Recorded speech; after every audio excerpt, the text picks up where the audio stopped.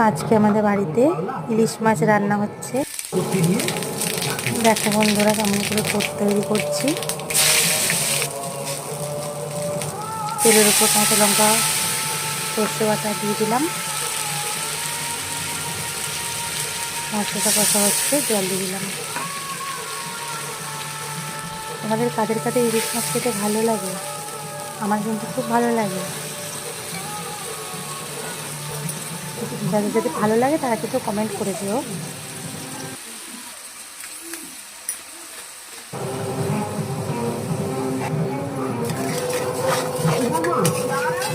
কারা কারা ইলিশ মাছের কাঁটা বেছে খেতে পারো না সেটা বলো তো।